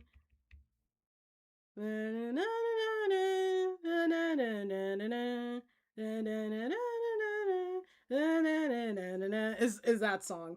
I can't remember like the lyrics for some reason though. Oh, thank you guys for the compliments of my schedule. Thank you so much. Um, although we're all announcing where we're from. No, no, it's okay. I really like that you guys told me. Whoa, Arthur's in the room with us. My name is Walter Harder White, and I live at. Is that a Breaking Bad reference? I'm sorry, I'm so behind the chat. I'm trying to make sure that I acknowledge everyone. Journals really help you a lot because the details of your everyday life can be remembered meaningfully because you have actively engaged with those moments. It makes you appreciate life more. Facts. Um, Journal's impressive. My favorite camp song is either Jack O' Diamonds or how y'all know the names? How did you start getting to drawing? I know you're an artist, but I don't know the Lord. Those were sick. Oh my gosh. Well, I'm sorry. You know what sucks about streaming is that I can't edit any of this out. Like y'all got to see my weirdness in real time. Um, but how did I get into drawing? So, according to my dad, is I've been drawing ever since I learned how to hold a pencil. So it's like all my life. So I don't know how you would start getting into it honestly because like I've been doing it like all my life, but um let me see if I can be wise for a moment. Just start, like I would say look at art that you like and then try to draw it. That's just like like an art study, just do something like that. Because me personally, I wouldn't go into it with like watching videos of like how to be the best artist and draw like this, don't draw like that, or this is how you draw a circle and all of that. I feel like that's more later to see if you even like drawing at all. So either like try to draw artists that you admire or like just like go outside and draw something like how I was like drawing the cats in my neighborhood or like drawing a tree that you thought was pretty or something like that. See if you actually like it, and then if you want to like start taking it seriously, then you can like watch all the videos on YouTube of like um here's color theory and here's how to use these art supplies and all of that. Just like with anything, see if you like it, in your art theory. Yeah. I have to keep a journal for a class I'm in, and it's awesome how much it makes me notice things. Yeah, like I love keeping a journal. I have like a personal journal that I keep up with more, like way more than this one, which I want to show you guys too because I had wrote in it like when I was close to finishing Red Dead. Message retracted. Oh, the Blackwater sniper got him. I too love DDs. As well, Scout Cement. My favorite camp song is Rye Whiskey. Soundtrack playlist, same. Let's about to say Rye Whiskey. Fave camp song was song where Sean sung the old Molly song. I think I remember that one. There's some songs that Abigail sings in Beatrice Hope that are pretty good. Oh, I didn't know she could sing. They didn't say I couldn't sing. I wish I could sing. My favorite is absolutely Train Heist Theme, preferably the remix one. That's very smart. Doing it all at once feels intimidating. Yeah. The Chelonia Cult soundtrack is really underrated in my opinion. Um, for some reason, every mission with Bill had like the best music. I'm like, wait, why? Um, let's see. I for a minute, Sadie's theme, like na na na na, that was my favorite. But then in the epilogue, they just kept playing it over and over, and I kind of got sick of it. Oh wait, guys, kind of gonna change the topic, but it's still on topic. But to me, one of the best game soundtracks, Hades. Hades. I'm telling you, Hades 1 and 2. Those were whew. I've been listening to it for like the last 2 weeks. It's a great game too. Um, but yeah, let me show you the journal entry I made for Red Dead. And it's a it's a thick one. Because this is a journal where I like put like receipts and like wrappers and stuff. So this is the journal I did for Red Dead 2. Um, you love Hades? You should watch my Hades playthrough. It's unfinished. Well, I mean, it's finished enough. Hades 2, I didn't like finish it fully. Like I got the ending, but not like the canon ending. But Hades 1, I think I finished it enough. You know what I'm saying? Um, okay, for this journal entry, I wrote, although I haven't finished Red Dead 2 completely, I finished Arthur's story recently, and it was such an amazing ride. The story, the characters, the themes, the setting, and so many other things were done with so much passion and care. There aren't enough words to express my appreciation for having the honor of experiencing Arthur's story. He was such a wonderful protagonist with so many different traits, good and bad, and a little of both. I'm so glad I was able to document this journey on my channel, and I'm so grateful that it brought in such a wonderful community, you guys, that not only appreciated my style, but were also just as passionate for this game and guided me so patiently. This game taught me so many lessons on what it means to be a human, to have hope and believe in more than what the world is. It reminds me of Hades Town, where kind of a spoiler for Hades Town. Um, oh wait, no, it's not really a spoiler. Okay, it reminds me of Hades Town, where Orpheus's strength was seeing the world for what it could be. This game showed the resilience it takes to continue to do good things despite the circumstances. Choosing to do kind acts is what defines your strength. We are actions and reflections upon those actions. Every decision we make shows us who we truly are. And if you have the strength, you can change yourself and inspire others to do the same. And then I wrote like some of my fave quotes, which I think I already told you guys. Um, did that over the theme. My favorite bit of music is either Blood Feuds, Ancient and Modern, Fleeting Joy, American Venom. Oh, American Venom was so good. I was like, where were they hiding this track? I'm a crop a journal and playing Control Resident. Oh, okay. Have you played the other Control game? Because I think I have it, but I wasn't sure if I should play it. Do I have it? Oh, I lied? Wait, I could have sworn I had it.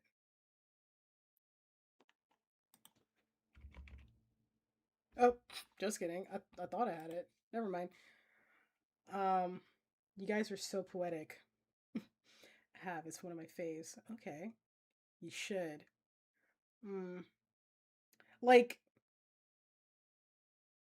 I would say what's it about, but I don't want to burn you with that. I can look it up. Okay. Um, are y'all having fun? Is this okay? Because I know I was like talking a lot. I don't know if that if if you're all having a good time. I hope you guys are because I'm having a great time, but I'm hoping that y'all are good too. Um,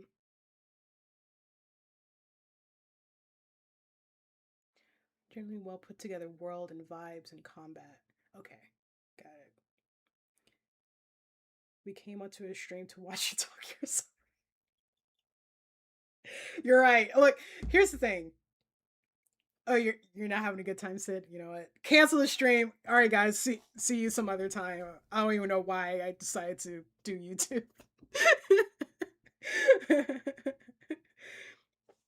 It's cause like, look, guys. I sometimes I get a little insecure, which like, cause the series it actually could have been longer if I kept in all the things I said.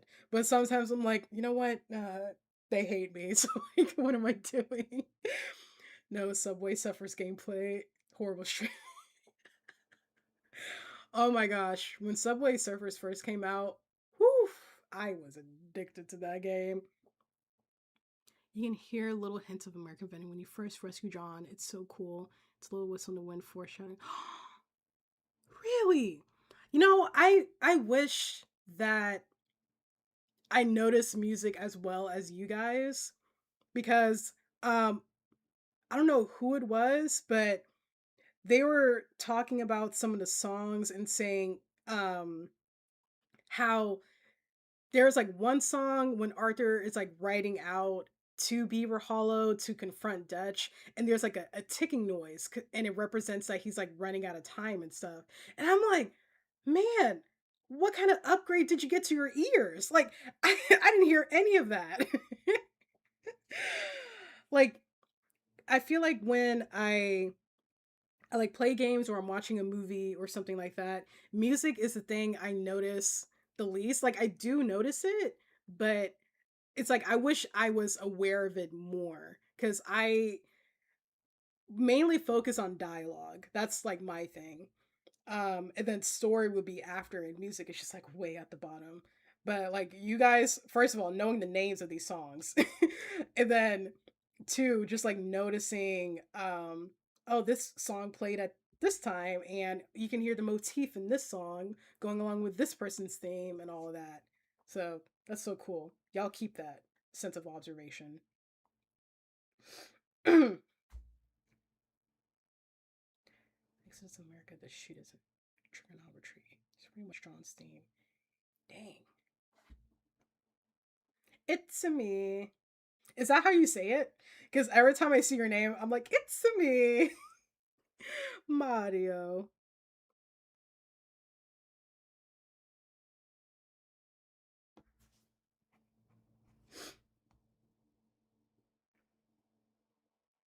Okay.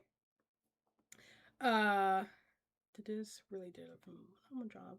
Except for John Marston. Agreed. No, I'm kidding. You guys y'all know I love John. It's just like it's funny to make fun of him. Um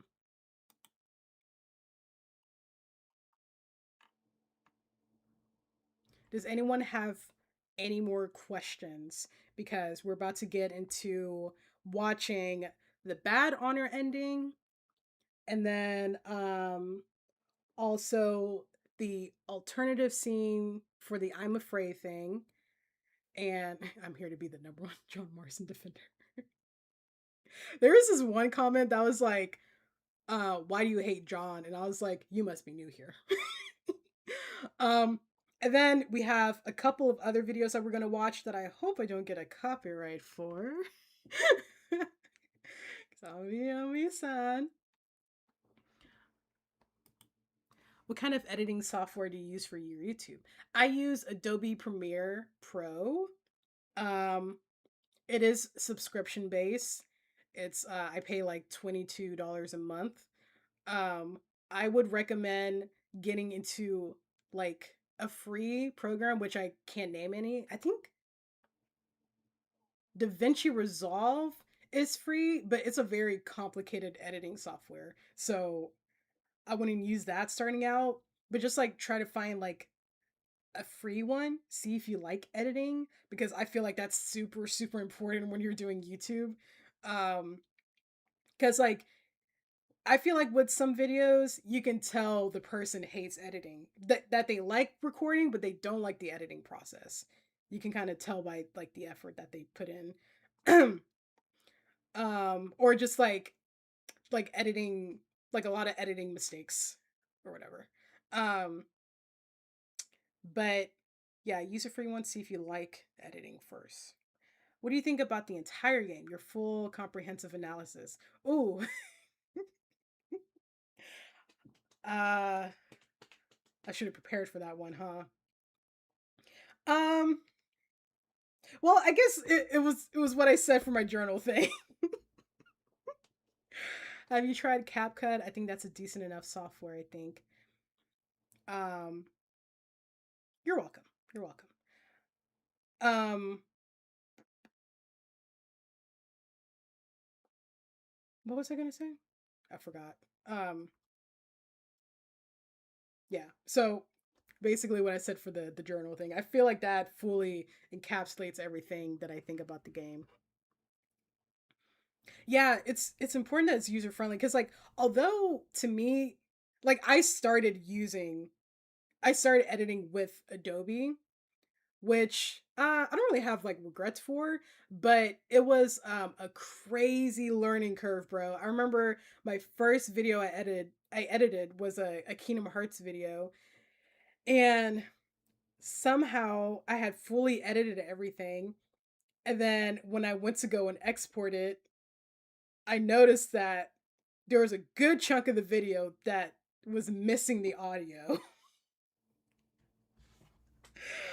um but I say like Adobe, it's like kind of beginner user friendly, but also I wouldn't personally start with that just because you have to pay for it.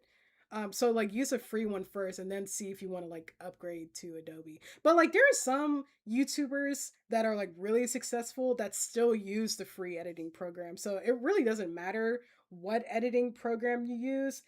All that matters is just like what you're producing, you know? Cuz I think like Corey Kenshin, he uses like something called Bandcamp, and I'm pretty sure that was free, and he got like over 20 million subscribers. So like, it really doesn't matter like what software you use.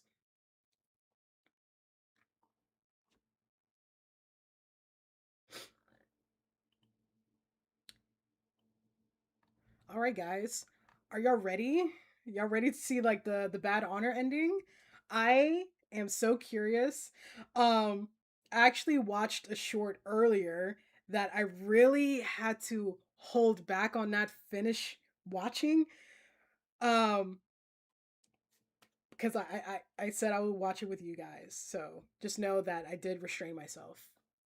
Oh, you love my editing? Thank you. I love editing. Um, like at the start, I didn't like it, but then once I found the way that I like to edit, then I started really liking it. All right, y'all ready? Let's go. Okay, now the thing is that I didn't know which videos to pick. So I picked like a few because I wasn't really sure. Um unless y'all have like a suggestion of um where to watch it from. Cause like they like look the same. Like there's one that says all four endings, Red Dead 2, too bad, and two typo. Arthur Morgan death. And then there's all good versus bad ending, all high and low honor endings. Um And then there's one that says all eight endings, low and high honor, PC 4K. Maybe we should do that one actually. That one that one might be the safe bet. Wait, actually this one's 45 minutes though. That's kind of a lot. The other ones are like 20 minutes. You know, I should have prepared this in advance. My bad. Um Also, have y'all been getting ads? And if it's like too much, I'll turn it off. Because I know on Twitch they do an ad like every 30 seconds. This one's pretty good for the low honor. Go for the money one. If you sent a link, it didn't show it for me.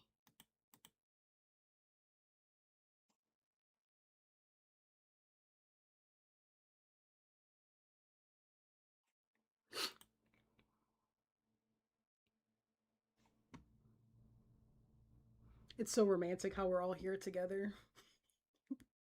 And to the people that couldn't make it to the stream, it's okay. I know you hate me. It's whatever. I'm fine. But I know you're here in spirit. Now I'll watch every ad you put out. Oh, thank you. Appreciate it. I need the pennies that YouTube would give me. Will give me. I actually got paid by YouTube today. Yeah, it doesn't look like the link is showing up. Can you tell me like the title and the creator? And then I'll just search it. IDR2. Oh, go back for money. Yeah, I was really curious. Like that felt like so out of place. Like just go back for the money, especially if you at that point already have high honor. It's like, why would I do that? Like, why is that even an option that comes up? Be careful with spoilers though. YouTube is infested with tons of spoilers. Okay, I'll try. I'll try. R2 evil ending. Go back. Oop. Yeah, like the typing ASMR.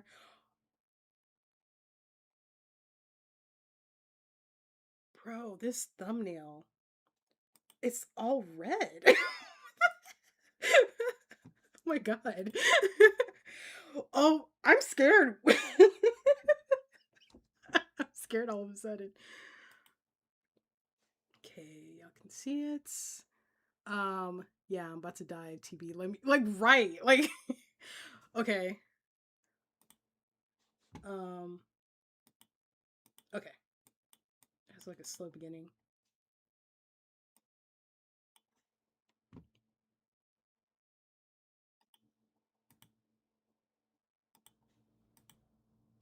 Oh wait, hold on.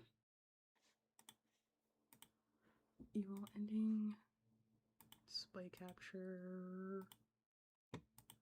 Okay. Red because it's evil. Hello?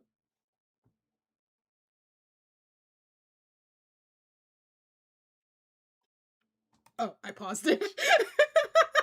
I was like, what's going on?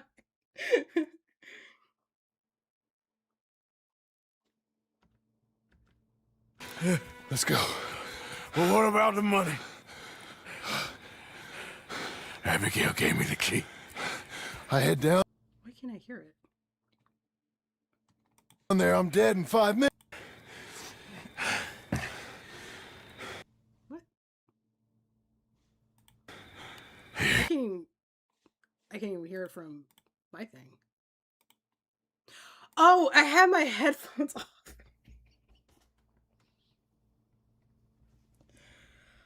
God, sometimes I'm just so stupid. like, why can't I hear it? Oh my gosh. Come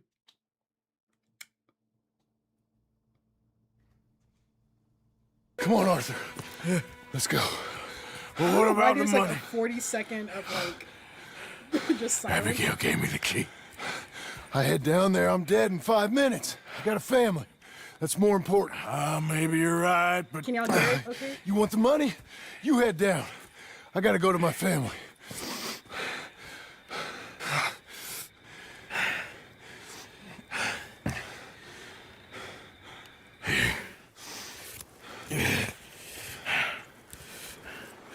Take this. And this. Baby's first life thing. Yeah, just go thing. And get out of here. I'll see you around, John Marston. Be safe. Dutch. Okay. Come and get me, you bastards. Oh my gosh. What's up, Koto? Dang, lose honor for that too. You bastards! Oh no! That's copyright music! No! Oh, darn it. Ugh, that is so annoying. Crap. I have to mute it, guys. I'm sorry. Like, cause if I let it play, then it's gonna like stop the stream. So sorry.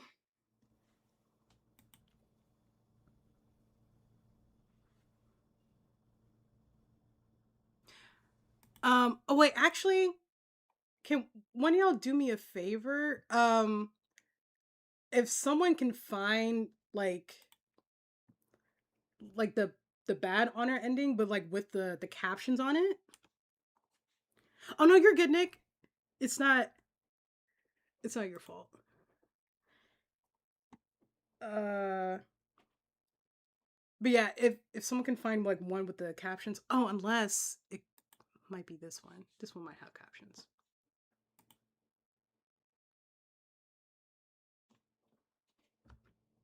Okay, yeah. Okay, got one. All right. Let's do this one.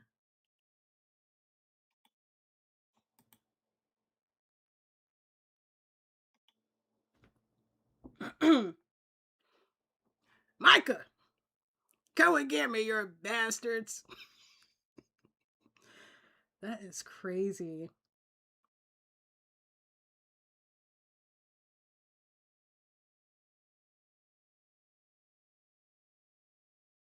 It's lagging. Um, to be honest, I don't know how to fix that. I'm sorry. Wait, let me see how bad it is.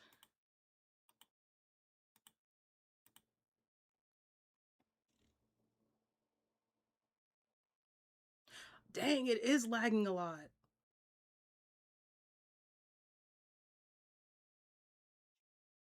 Was it lagging before?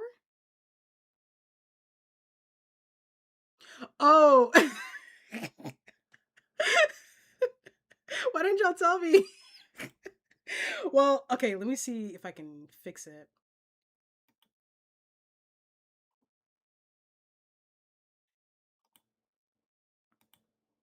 You win some, you lose some, you know? Um,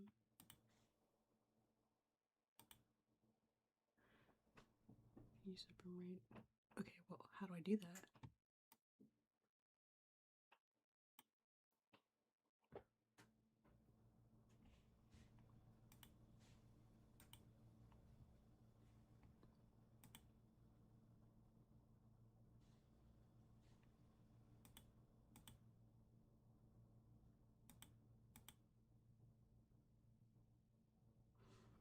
We're too busy asking and answering questions. Bye, Sid. Because, like, here's the thing on my end, it's like, it's smooth. So I didn't notice the lagging at all.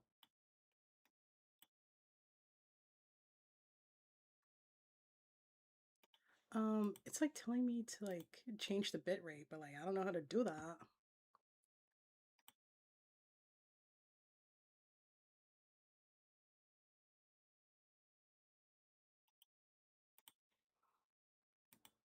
Well, guys, I don't know how to fix it. we're just gonna rock with it.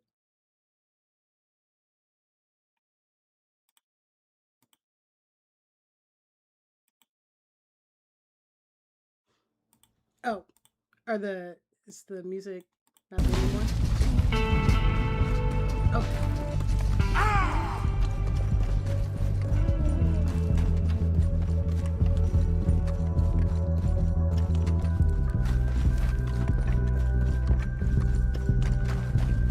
yeah, copyright. I feel like it's mostly if you hear the lyrics, because some of the songs I'm able to keep in, um, as long as no one is singing.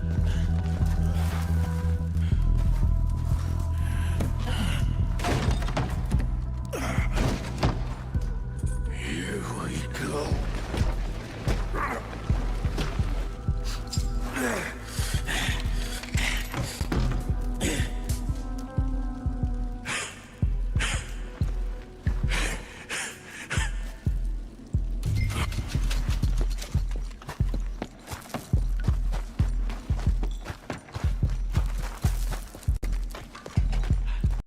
Did you lower bitrate or some other settings that may remedy fix?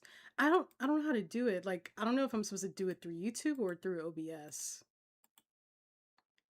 That's like what I'm confused about. Cause like it's telling me um like you need to lower it, and I'm just like, okay, then how do I do that? But it won't allow me to.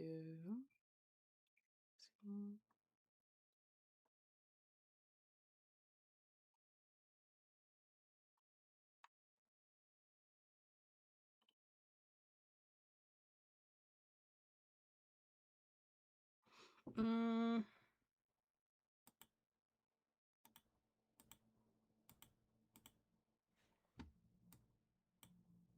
yeah, I don't know. It won't. It won't let me do anything. But also, I don't know what I'm doing. So I'm gonna take 10 more seconds to figure it out. Google's saying OBS. Okay. No. Let me see. Maybe it's because like I'm still streaming right now is why it won't let me change it.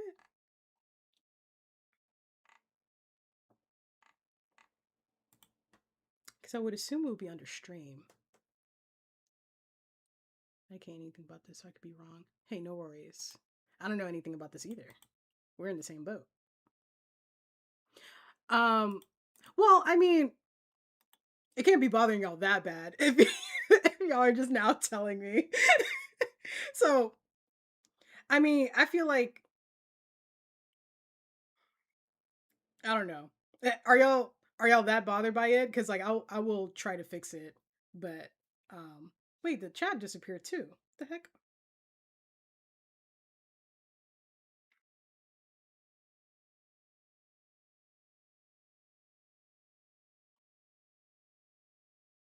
Did I exit out?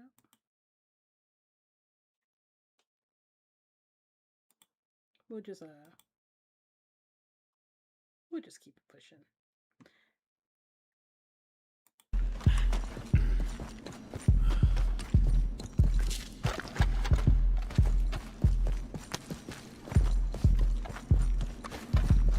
That's fine. Okay. Sorry guys. If I would have known, I would have like fixed that beforehand. Cause like when I did the test stream, I don't think I had any issues.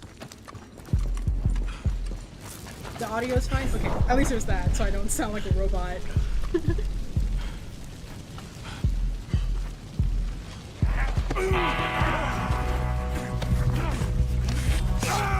Oh my gosh! Cannot stay away, huh, Black Lung? Should have left with your friend Marston. Let the money be. Sure.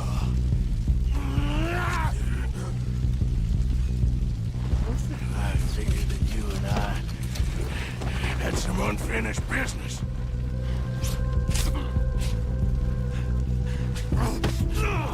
You weak fool. I've waited a long time to kill you. Oh, I know. You goddamn snake. Snake? Okay, and you're a vulture. Rob and Dutch after all he's done for you. Not all you got.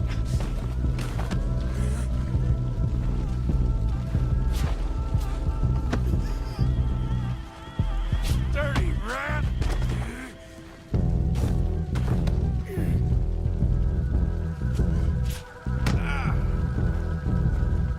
I'm gonna take every cent of that money. I'm gonna take every cent of that money. Goddamn snake. Man, Arthur, come on! Why didn't I get to stand there? You failed. Man, Arthur! I know he just got stabbed, but I'm half dead. Good and honor, you Arthur still would can't never. kill me. you know, he doesn't even sound the same either. You weak fool.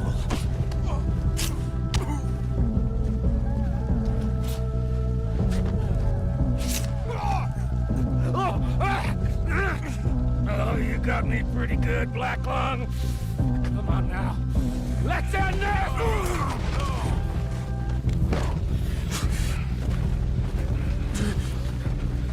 You're going to die. Yeah, Micah's voice acting is really good. He bit him? Just Now he got the TV. Both of you fools. Ah! He's turned, Dutch. I told you. He's turned. He came back here to rob you. I didn't turn, Micah. You did. Tell Dutch what you said to Agent Melton. Shut your mouth. You're talking nonsense. You're the rat, Micah. I'm Molly, Dutch. Him. You're dying, Black Lung. Yeah, you're dead. Inside, you're dead. Come on, Dutch. Let's get the money and get out of here. Dutch. Let's go. It's nonsense. Of course it is. Dang, he still doesn't say anything. Oh, I already know the lyrics about to come in. I was like, nope, don't even. Remember my hands literally shaking, holding controller when I was fighting Micah. Yeah, I was low-key scared fighting Micah too.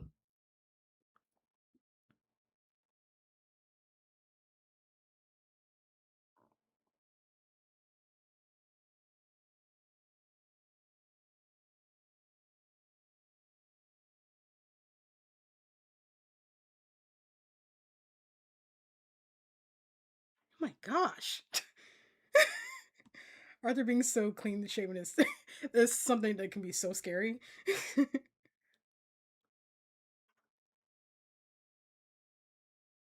Wait, even if it's a bad honor ending, you still get the deer?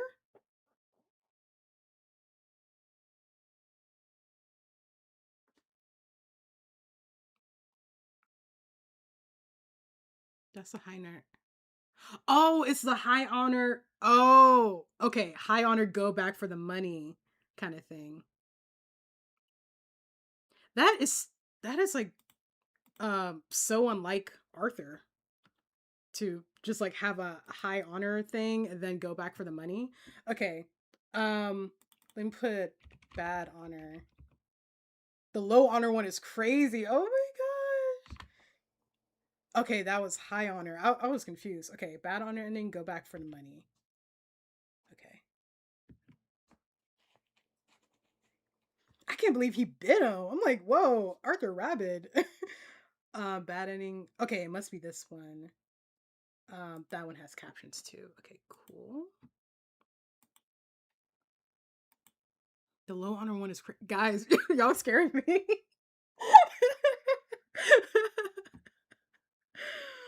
Okay. I guess we can skip like the fighting sequence and then have him be at the camp.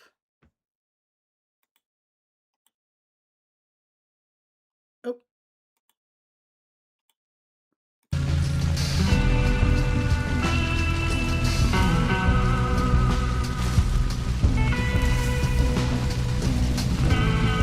Oh, the highest quality is Against the rat, Dutch. my bad, guys.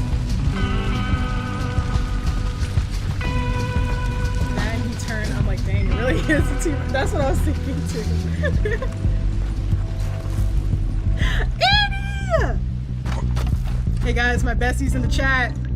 What's up, bestie? Y'all can actually take the time to thank Annie because she's the one that introduced this game to me. And low-key, I hate her for it because like made me feel a lot of emotions, but also gave me the opportunity to experience an amazing story that is completely unmatched. So thank you to Annie. I'm glad you're here, bestie. All of them are sad, but this one in particular. Also, for the people that just came in, it is lagging a lot. I don't know how to fix it, and I don't feel like it. Here we go.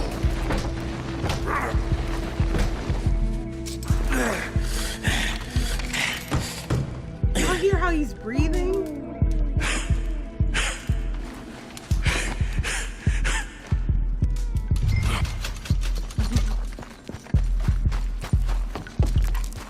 Aw, Kata. amazing streamer, and it's been lagging for like the past hour.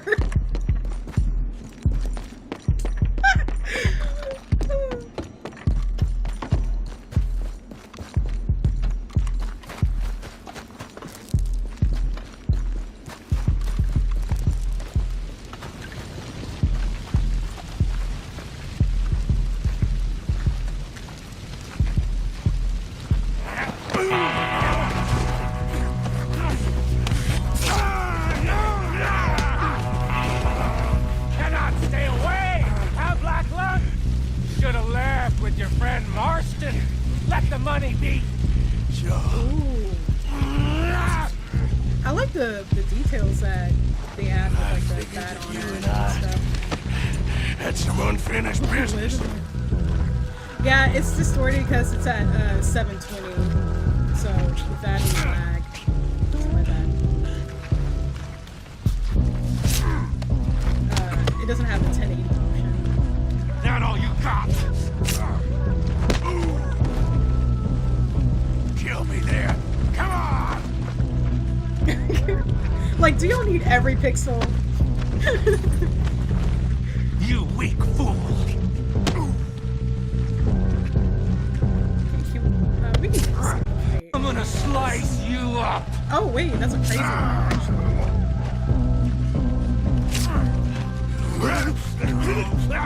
Okay, I wonder how this is any different. That's all there is.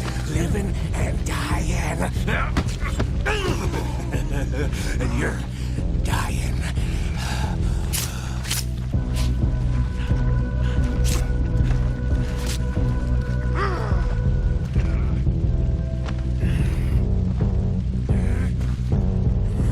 Goddamn snake. Isn't it crazy that Micah still can't kill him and Arthur is like on his You deathbed? betrayed us. Back in my day, we had to walk to school with our 360 pixels. Please, you go uphill and back just to get to school.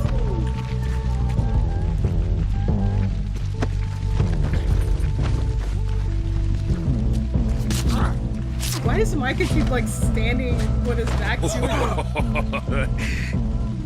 Get greedy, did you, Black Lung? Oh, this is I knew you wanted the money as much as any of us. Sure. But I also wanted you. You rat.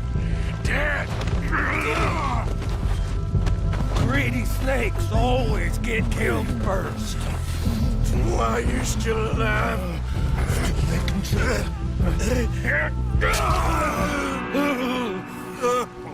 Oh, shit. Look what I got and done. Looks like you lost, Black Lung. I didn't lose. That winning? I stopped you. And I told everyone you were right. That's winning enough for me. voice acting. Micah! Oh, Arthur. You damn fools. I told you, Dutch, that he'd come back here to rob us, like I said he would. I came to take what's mine. You rat. They're Ain't literally no in rat, hell. Black You Lung. lie, Micah. You're the rat. Not Molly Dutch. It's him. Him! Kill him! Not Molly. Not Miss Grimshaw. Not even Cole. It's him. You're dying, Black Lung, and you've gone crazy. Let him damn us all, Dutch. Come on, Dutch. Gotta go. Dutch. Let's go.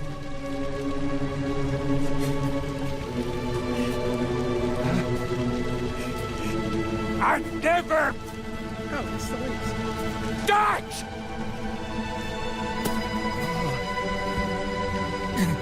Well...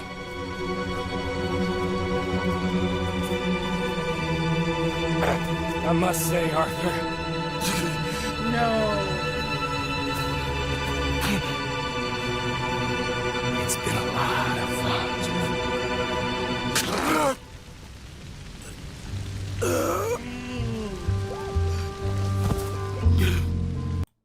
Sorry, the lyrics lyrics are about to come in. Oh man. I feel like I'm doing like a quick time event every time I have to mute it for the copyright. Dang.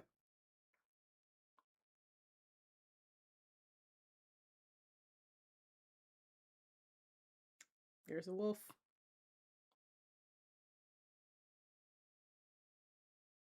Like y'all just damned Arthur.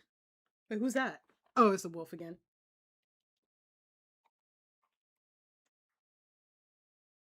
Not me, not Hermione. Yo.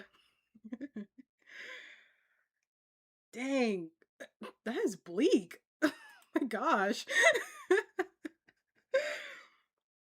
Oh my gosh, bro. Crap.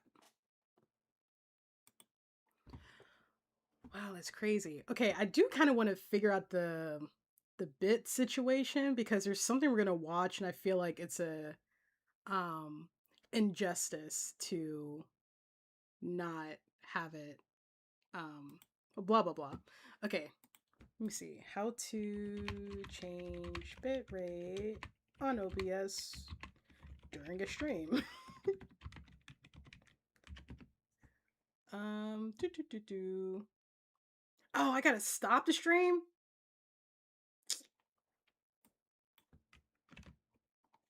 I mean, it wouldn't be the first time today, right? Because I messed up on the first one. Um, yeah, the low honor wolf, it does look cooler. So, literally stabbed in the back, yeah. Um, I think the bitrate is higher than the upload speed, I think. Open OBS, click settings and up bottom right. Select it. Output to advance. If it is simple, explore and color. Locate the bitrate.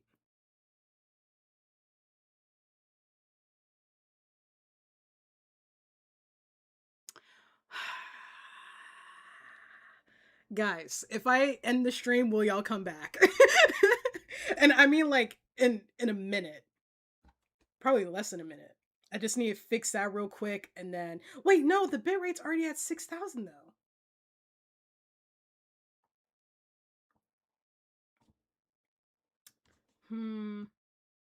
Unless y'all are like fine with it. Cause I don't want to make y'all like switch. Got nowhere else to go. Oh, y'all are so nice. Cause okay. Cause wait, before y'all go, I still don't know like how I would fix it. Cause it says like OBS and then go to output.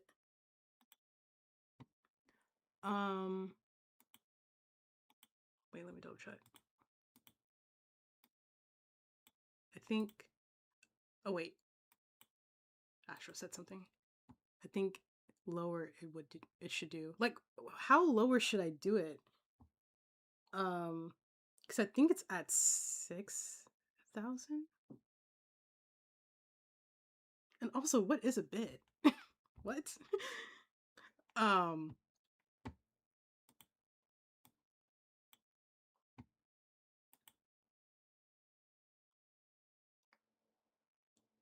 Streams is lower than the recommended bit rates.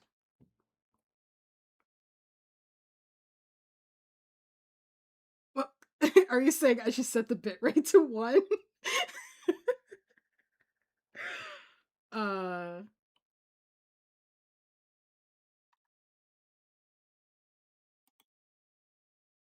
and the thing is, in the test stream, it wasn't doing all of that. Okay, it literally did it today. All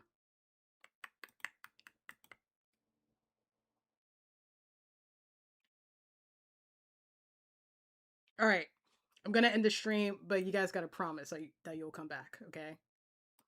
And if it still lags when I do the new stream, there's only so much I can do. But I'll try to do it in like 2 minutes or less. 5 billion bit rates? Yes, very reasonable number. You're so right. um all right, let me try to figure this out in 2 minutes and I'll see you guys in the next stream. Thank you guys for coming. If you don't come back, that's okay. I will remember. No, I'm kidding. But okay. You guys have a good time. You know, actually, Sammy, you're so right. This is time to get y'all snacks and stuff. I shouldn't be more than 5 minutes. I know I just said 2 minutes. Do 2,500 to 3,000. Okay. Grab a snack and stretch while she fixes things. Oh my gosh, One! I didn't know you were here. Okay, everyone, do what One says. Bye. End.